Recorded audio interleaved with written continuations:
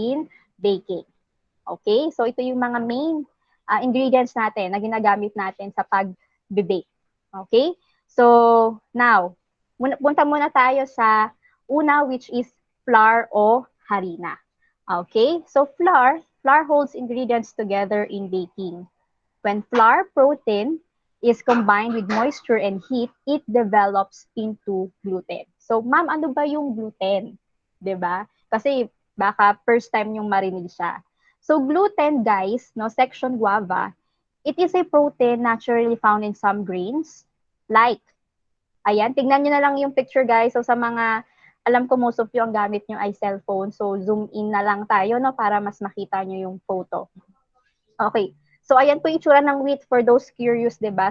Ang flour po o harina, kadalasan po ng sources natin yan ay yung wheat, barley, and rye. So, yung gluten, siya po yung reason kung bakit yung ating flour o pag yung butter or yung dough natin, yung butter and dough natin, ito yung reason, yung gluten, yung reason kung bakit yung butter and dough natin ay nagiging stretchy. So, nakikita nyo dyan sa picture, di ba, sa GIF, nakikita nyo, di ba, nai-stretch siya. So, it's because of the gluten kung bakit hindi agad nagbe-break yung dough.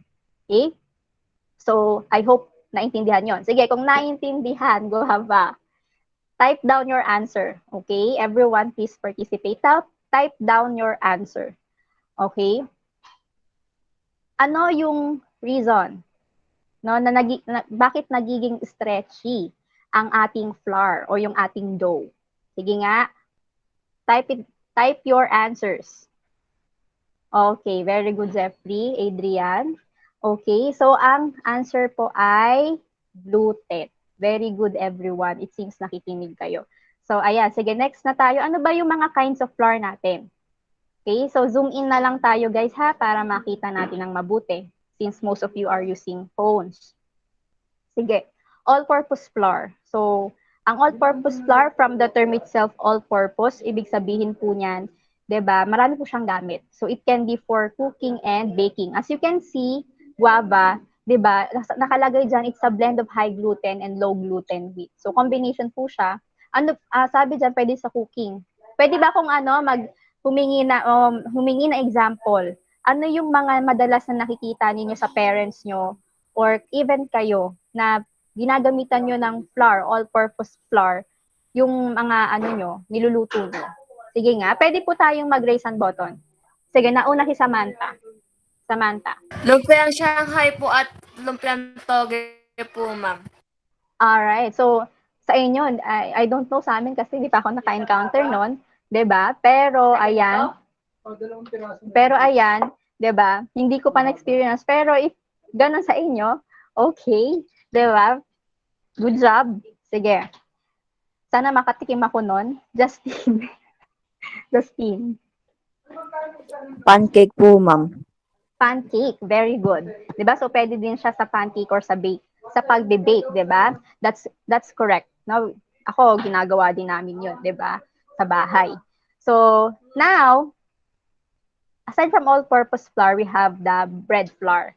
So, yung bread flour, sabi dito, it's a hard wheat, high gluten. So, mataas yung gluten content nito, guys, no? Which is suitable for yeast bread. So, example po niyan, pandesal. Diba yung pandesal, nilalagyan siya ng yeast. So, alam ko, curious kayo, ano ba yung yeast? O guys, hindi yan magic sarap. Okay? Ayan po ay yeast. Okay? So, ang yeast po is a leavening agent. Okay? So, what do you mean, ma'am, by leavening agent? Ayun po ay siya yung reason kung bakit po umaalsa yung ating tinapay o bakit nagra-rise yung ating tinapay. Okay? So, next, we have the cake flour. Ang cake flour, it's a fine, soft wheat, low gluten wheat flour. So, low gluten to, mas mababa yung gluten content niya. And ideal for tender cakes and pastries. Okay, so mostly cake flour, no, from the term itself, cake, ginagamit to for pastries like cake. Now, sige. Nakikita nyo guava, no? I hope nakikita nyo ng maayos. Dito sa ating left side, nandito yung mga harina. Okay, meron naman siyang label, no? I hope nakikita nyo. And dito sa ating right side, ito naman yung harina na hinaluan na siya ng water. So, same content na kung nababasa nyo dyan, 1/2 cup cake flour, 1/2 cup water, 1/2 cup all-purpose flour, and 1/2 cup bread flour. Tapos, puro 1/2 cup water siya. Sige nga, di ba, one na pwede nating gawin today, no? Through our sense of sight.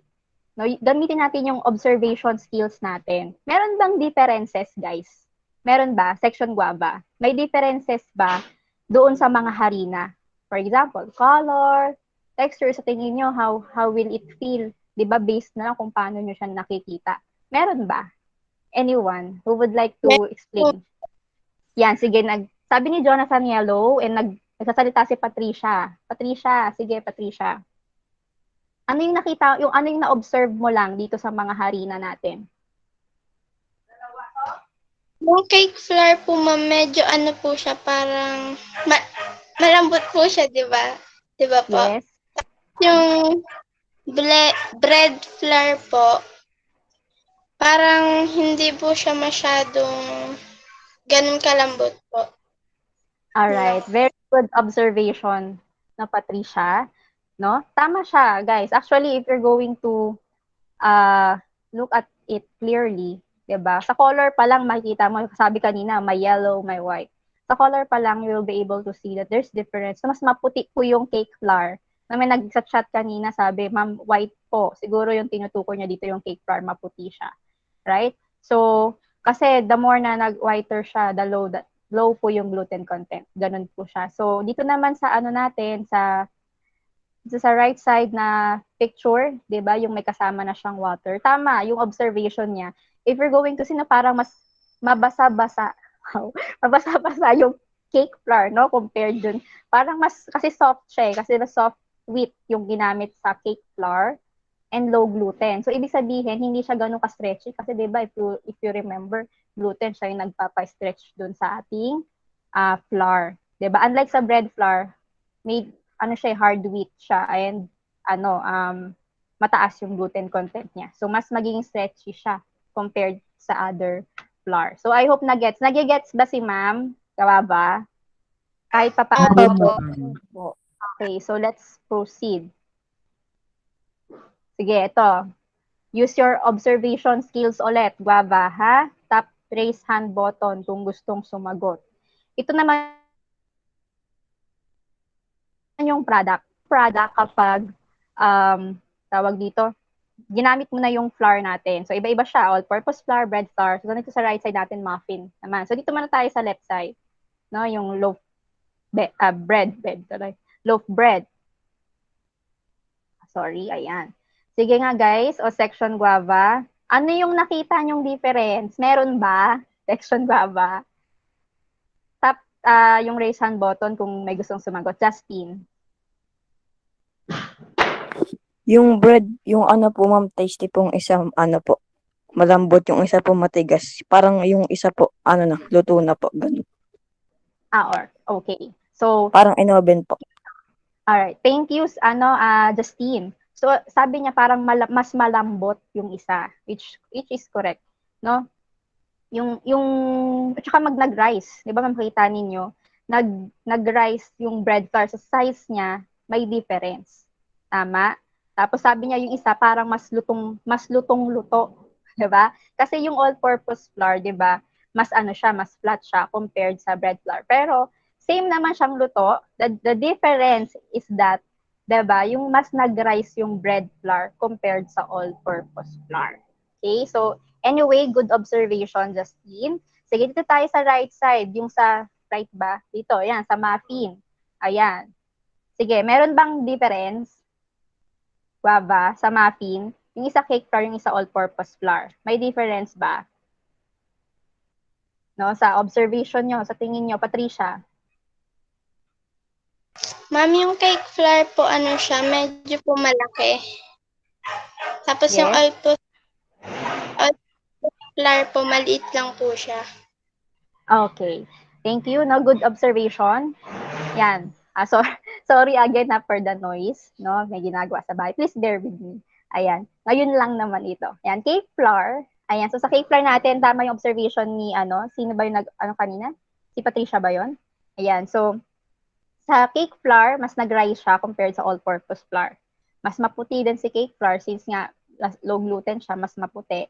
No, compared sa all-purpose flour. So, good job everyone, 'di ba? Sa observation nyo, I hope na intindihan. So, proceed tayo sa ano natin, sa next kind of flour natin, which is the self-rising flour. So, sa self-rising flour natin, sabi dito, it's a combination of all-purpose flour with baking powder and salt. So, ano lang po ito? Basically, all-purpose flour na hinaluan po ng baking powder and salt. So, sa mga hindi po nakakaalam, probably it's your first time na marinig, baking powder is a leavening agent. So, ang ibig sabihin po ng leavening agent, no, parang katulad po ng yeast kanina, pampaalsa din po siya. Okay? Next po is we have the almond flour. So, basically, ang almond flour, almond po siya na ground o giniling.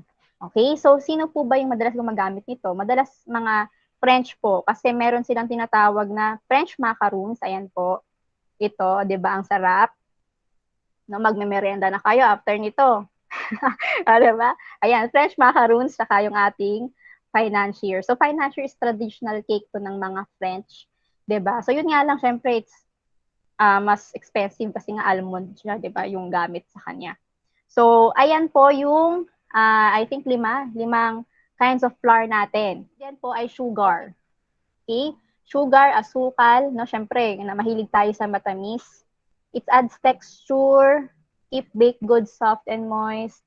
It's a leavener, so pwede rin siyang maging leavening agent. It adds sweet taste to the baked and pastry products, and actually, it can also add color. Diba? Pwede siyang makadagdag sa color ng ating baked or pastry product. So now, ito po yung mga types natin ng sugar. So, zoom in na lang tayo ulit, Guava, ha, sa mga phone po ang gamit para mas maobserbahan po ninyo yung mga sugar natin. Granulated sugar. So, ito po yung madalas na ginagamit natin sa bahay. Okay? Kilala rin to sa tawag na table sugar and white sugar. So, sabi dito, it is highly refined cane or beet sugar. So, sa mga hindi po nakakaalam, no, trivia lang ulit, 'di ba? Ang sugar po, ang source natin yan ay cane at beet sugar. But here in the Philippines, no, rich tayo sa cane. Kaya, ayan yung madalas na ginagamit natin sa sugar. Okay? So, again, granulated sugar, table sugar, or white sugar. Kaya nga siya granulated kasi granules, no, para medyo buo-buo po yung sugar natin. Kaya granulated sugar. So next, we have the superfine sugar, or known as castor sugar. So it's a very fine granulated sugar. So basically, guava, ang castor sugar, granulated sugar siya. Okay? Granulated sugar siya na pinino. Okay? So, sa baking, mas madalas po yung ginagamit yung superfine compared sa granulated sugar. Okay? Next. Sana, nakikinig pa kayo dyan, Guava. Next, powdered sugar or confectioner sugar. So, maraming tawag dito, guys. So, pag pumunta kayo, Guava, sa grocery store, kahit alam ko hindi kayo makapunta kasi bawal kayong lumabas, diba? If you're going to check, no, marami pong tawag dyan. It's either confectioner sugar. Kasi nung naguluhan din ako yan, powdered sugar, icing sugar, sugar powder. So, ang dami pong tawag sa kanya, pero iisa lang yun. So, pero madalas po tawag dito ay icing sugar kasi po, madalas po yung powdered sugar ay ginagamit natin sa gawa ng icing. Okay? So, aside from that, yung powdered sugar ay makita nyo to sa donut, 'di ba? Kung kumakain kayo ng donut na mayroon siyang white powder, 'yon. So confectioner sugar po or powdered sugar yung ginagamit doon. Okay, so nagegets pa ba si Ma'am Guava? Okay pa naman. Opo. Okay. Next, brown sugar, no? So, syempre, nawala yung brown sugar. Brown sugar, basically, it's a granulated sugar, no? Granulated sugar din siya na hinaluan po ng molasses. Okay, so ano ba yung molasses, Ma'am? So, ito po yung molasses, guys. Nakita nyo, zoom in na lang, guys. Ayan po siya. No? Kala ko YouTube video eh. Ayan. So, ayan po yung, yung brown sugar, no? molasses po yung ina-add sa brown sugar, kaya po nagiging color brown siya. So, granulated sugar na dinagdagan lang po ng molasses. So, yung molasses, no, trivia lang, ayan po yung nagiging, yung byproduct, no, ng pag in-extract na yung sugar sa cane. Okay? So, yung brown sugar, may light brown yan, dark brown, may muscovado. So, ano lang yon, pag mas dark siya, mas maraming molasses na nilagay sa kanya. So, it is frequently used for moist and chewy texture for cookies. So, madalas daw po siyang ginagamit sa paggawa ng cookies, no? And para maging chewy daw yung cookie, no, kapag ginalagyan ng brown sugar. Tsaka nag-add din siya ng color. Of course, taste din. Ayan. So, next. Punta na tayo sa next ingredient natin, which is milk. Okay? So, gatas. Okay? Sige nga guys, pag sinabing milk, anong pumapasok sa isip nyo? Milk. Ano ang unang pumapasok sa isip nyo pag sinabing milk? O, may pumapasok ba? Meron ba? Ayan. Sarap po, ma'am. Masarap, sabi ni Samantha. Okay, sige. In baking, milk, it adds tenderness, flavor, moisture.